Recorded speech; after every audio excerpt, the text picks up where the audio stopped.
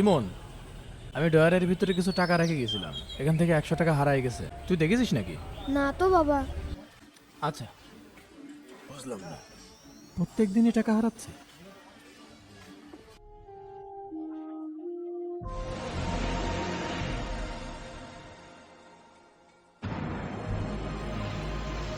টাকা নিয়ে আসিস? কই দে। ঠিক আছে যা।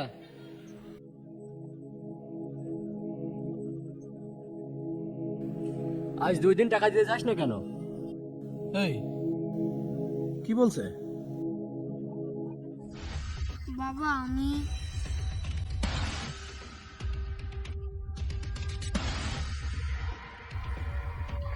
100 টাকা করে আগামী 30 দিন আমার এই দোকানে এসে দিয়ে যাওয়া লাগবে। ভাই, আপনি কয় টাকা পাবেন? 1000 টাকা। আচ্ছা, এই নেন।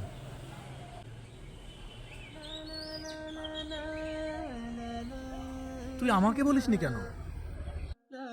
আমি তো তোর বাবা, আমি তোর শত্রু না। বাবা আমার ভুল হয়ে গেছে। শোন বাপ, যত খারাপ পরিস্থিতিই হোক না কেন, যত বড় বিপদই হোক না কেন, তুই আমার কাছে আগে বলবি। আচ্ছা বাবা। বাবার কাছে কখনো মিথ্যা বলবে না, কারণ তিনি এমন একজন ব্যক্তি যে নিজের থেকে তোমাকেই বেশি ভালোবাসে। ভিডিওটি ভালো লাগলে অবশ্যই শেয়ার করবেন।